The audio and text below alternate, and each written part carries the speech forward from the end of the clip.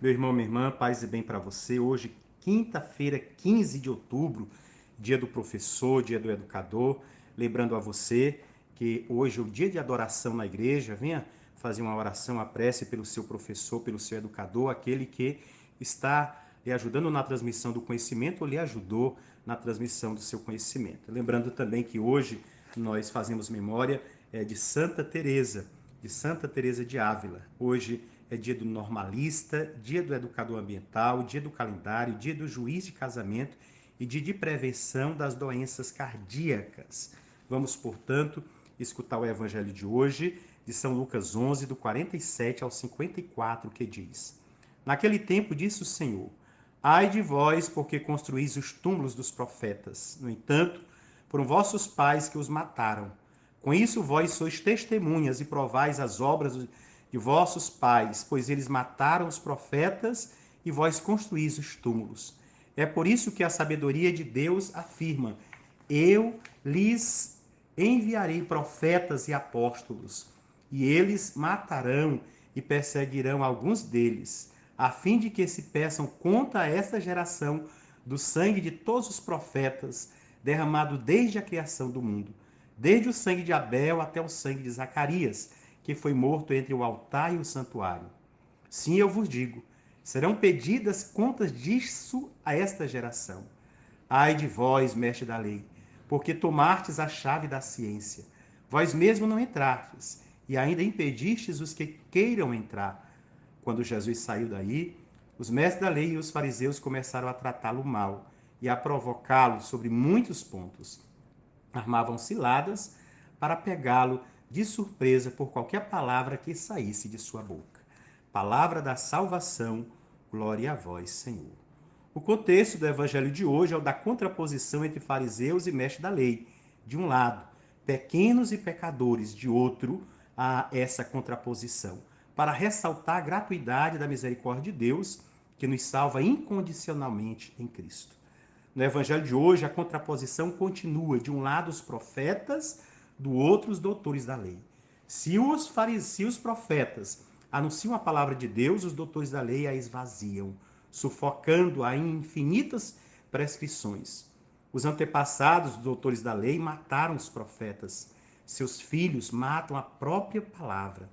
Sua sabedoria, ao invés de conduzir à salvação, pela invocação da misericórdia divina, conduz à perdição, pela presunção da autossuficiência, sua e de seus discípulos. São testemunhas não da sabedoria de Deus, que se chama misericórdia, mas de iniquidade de seus pais, que se reproduz neles, insensatos e tardos de coração, para crer em tudo que disseram os profetas.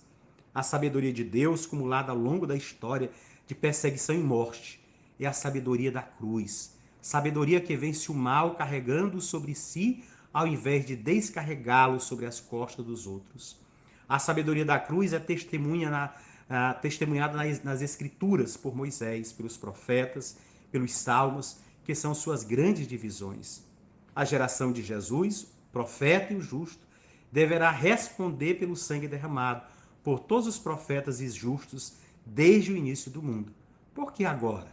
Porque é agora, na paixão do Filho, que se concentra e se consuma o mistério da iniquidade. É agora também que se realiza plenamente o mistério da bondade do nosso Deus.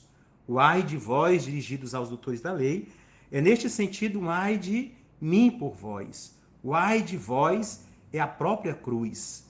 Ai de Jesus carregando sobre si toda a maldição da lei e paga conta de todos os nossos delitos.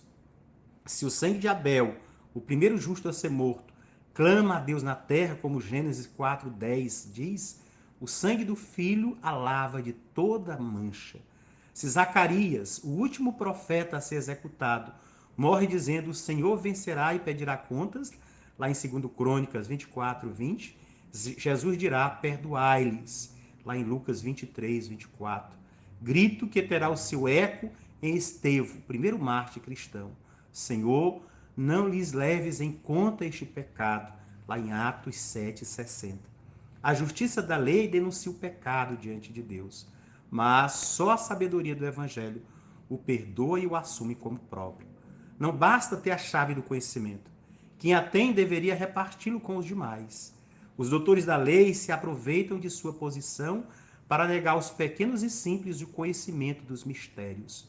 Lucas chama aqui com um jogo de palavra, o grego erater, de airos, que significa tirastes, mas também matartes, e levartes, erguestes. A chave do conhecimento do Deus amor é a cruz de Jesus, levantado e eliminado por causa da lei. Os doutores tiram a chave do conhecimento de Deus, porque conhecem um Deus sem misericórdia. Mas a sabedoria de Deus usará a sua incipiência para a sua máxima revelação. A cruz que eles levantaram será a chave dada a todos para entrarem no conhecimento de Deus. O caminho se estreita cada vez mais e não tem outra saída que não a cruz. Jesus carrega sobre si a maldição da justiça e da sabedoria da lei. Na cruz, ser-nos-á dado a contemplar a verdadeira face de Deus, contemplando na cruz, para confundir a sabedoria dos sábios, como São Paulo, lá em 1 Coríntios 1,19, vai dizer. Mas ilumina a ignorância dos que sabem que não sabem, e por isso sempre estão à procura de saber.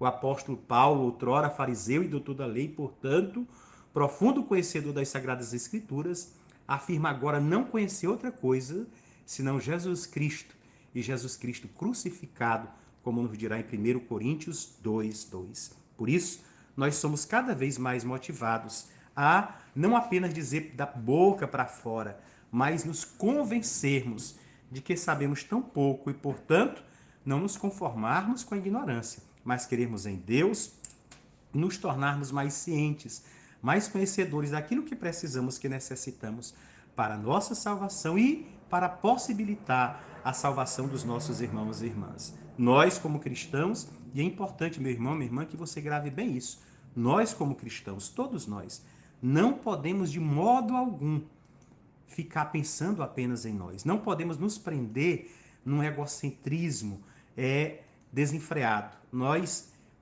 precisamos sempre olhar aos nossos irmãos e irmãs, a necessidade dos que estão à nossa volta, da coletividade.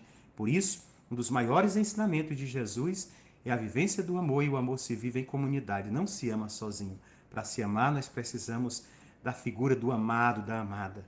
E amar o outro exige de nós sempre um profundo sair de nós mesmos, uma profunda conversão, porque o outro sempre é diferente de nós, o outro sempre vai nos ferir, vai nos entristecer, vai nos machucar, simplesmente porque o outro é diferente de nós. E é nessa convivência que nós vamos aprendendo a conviver com o diferente, a amar o diferente, a saber que o diferente não é errado, não é o erro. O diferente é apenas algo que está além de nós e fora de nós. E quando nós nos esforçamos para viver em comunidade e fazemos essa experiência em comunidade, nós nos preparamos melhor para, ao conquistarmos o paraíso, pela graça e misericórdia de Deus, nele nós habitarmos eternamente.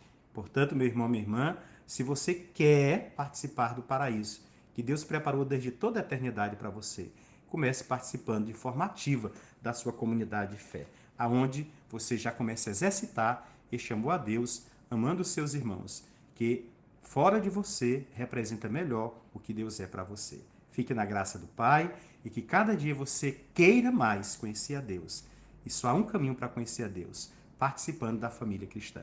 Que Deus te abençoe em nome do Pai, do Filho e do Espírito Santo. Amém. Um abraço a todos os professores e feliz Dia dos Professores.